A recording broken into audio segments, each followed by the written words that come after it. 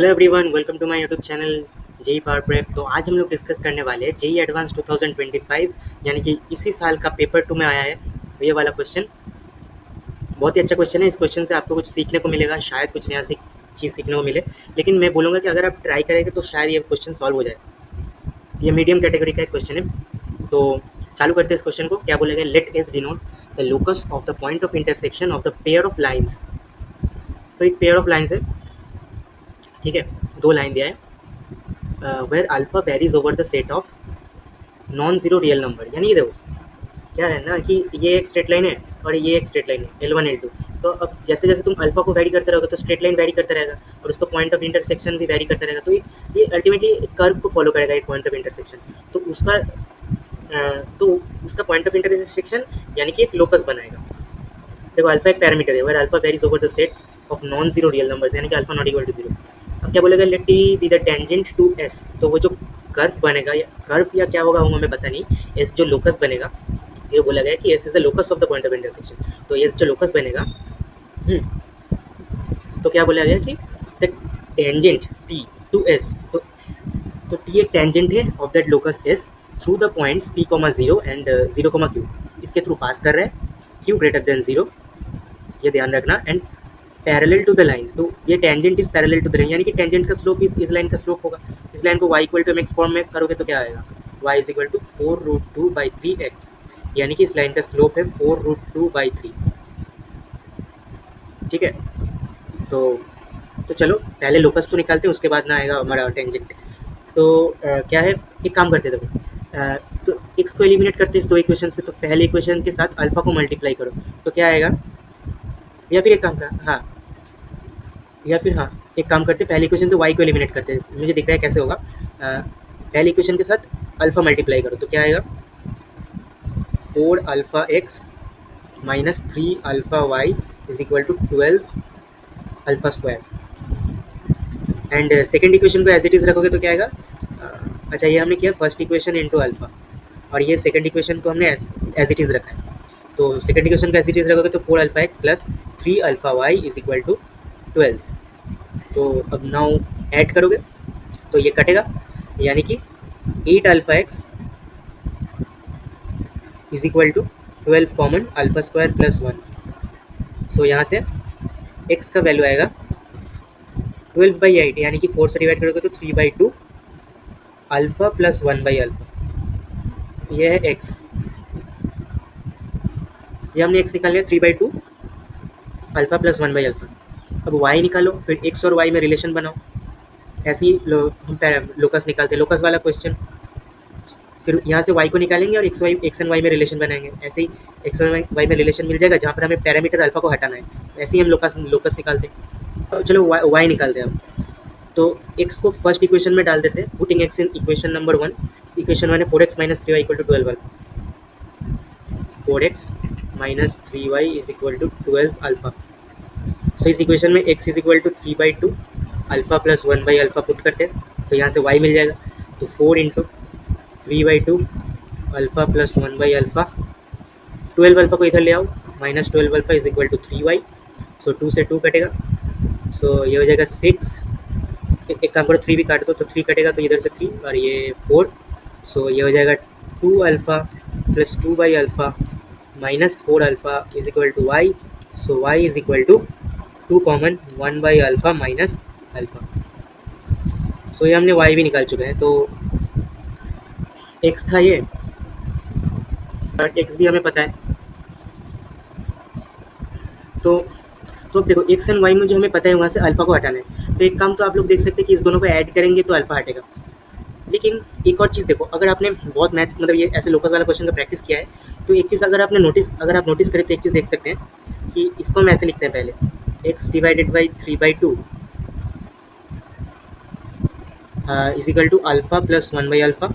And इधर से बोल सकते हैं y divided by 2 is equal to 1/अल्फा माइनस अल्फा। अब एक चीज़ देखो, ऐसे क्वेश्चन आपने बहुत किया है तो एक चीज़ तो साफ साफ दिख रही है कि ऐड करेंगे तो 1/अल्फा कटेगा, फिर वहाँ से अल्फा निकल जाएगा और अल्फा किसी भी इक्वेशन में पुट कर दो तो मिल जाएगा। तो लेकिन वो लेंदी प्रोसेस है, वो आम जिंदगी है। क्योंकि आप लोगों को अच्छे दिमाग लगाना है।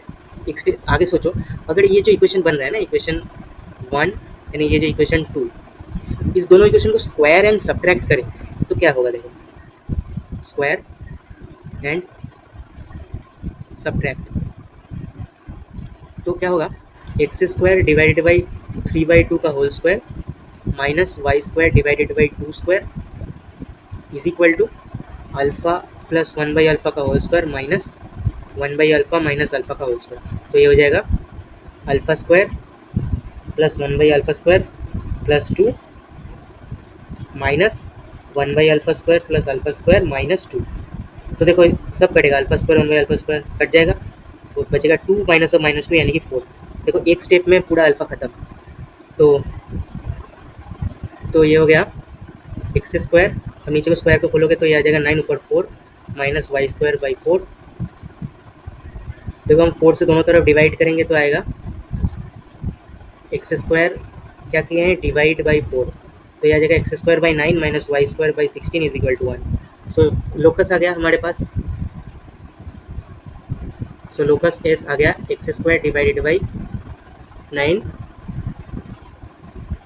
Minus Y square divided by 16 is equal to 1। अब जल्दी कमेंट करके बता दो ये किसका किसका लोकस है। So this is nothing but hyperbola. So point of intersection of that pair of lines एक उसका लोकस हाइपरबोला बना है। अब बोला गया है कि let T be the tangent to S, यानी कि टी वो हाइपरबोला का टेंजेंट है through the points P zero and Q zero Q. और इस हाइपरबोला का जो टेंजेंट है उसका स्लोप भी हम पहले ही निकाल चुके हैं 4√2/3 ये वाला। तो हाइपरबोला का टेंजेंट का इक्वेशन क्या होता है, ये चीज़ आपको याद होना चाहिए। रिमेंबर ये फॉर्मूला आप लोगों को याद होना चाहिए। क्या होता है, X square by A square minus Y square by B square is equal to 1। ये जो हाइपरबोला है इसका टेंजेंट का इक्वेशन होता है Y is equal to M x plus minus under root A M square minus B square, where M is the slope of the tangent.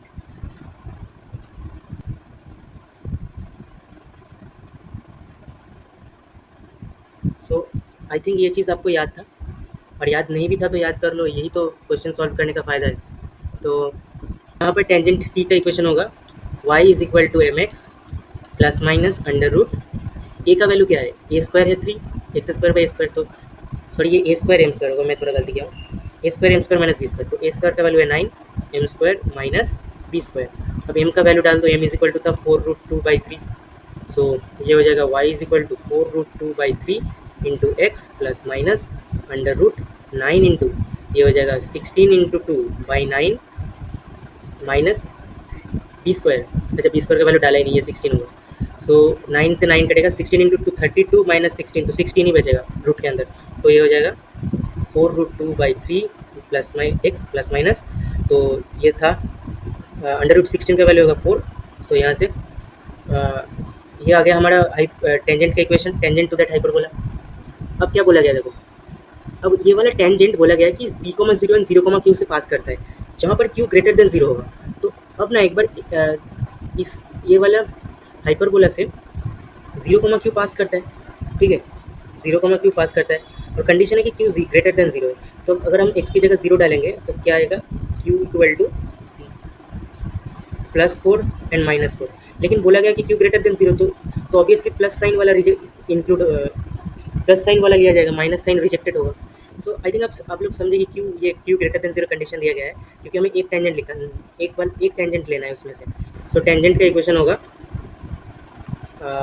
Y is equal to 4√2/3 into X plus 4। So positive sign लिया जाएगा।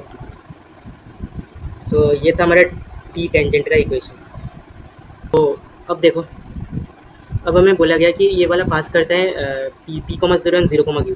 तो Q का value तो हमने निकाल चुका हूँ, Q is equal to +4। अब पी का वैल्यू कैसे निकाले, तो ये अगर पी कॉमा जीरो से पास करते हैं, सो ये पास करता है पी कॉमा जीरो से, तो वाई की जगह जीरो डालो, तो zero is equal to 4√2/3 into P plus 4। P का वैल्यू आएगा 4 कटेगा तो -3/√2 -3/√2। पी पॉजिटिव नेगेटिव कुछ भी हो सकता है, सो पी का वैल्यू आ गया -3/√2 एंड क्यू का वैल्यू है 4। ये क्यू हमने 4 निकाल चुके थे, तो q is equal to 4। So finally क्या आ गया, p is equal to -3/√2 and q is equal to 4।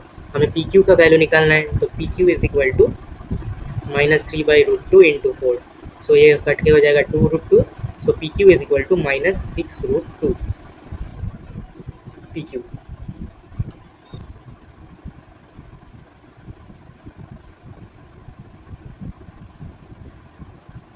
So p q का वैल्यू आ गया -6√2। देखते कौन सा ऑप्शन मैच करता है।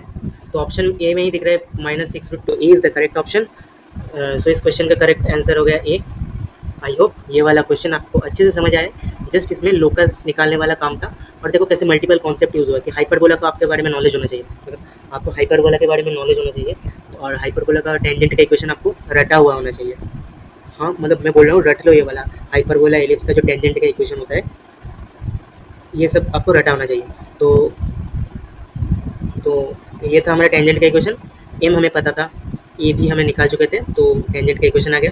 प्लस माइनस साइन डिसाइड करना था, इसलिए क्यू ग्रेटर देन 0 गिवन था, फिर आ गया टेंजेंट। सो पी क्यू का वैल्यू भी निकल गया। तो ठीक है, मिलते हैं अगले वीडियो में, अगले ऐसे और भी अच्छे अच्छे क्वेश्चन लेकर आऊँगा।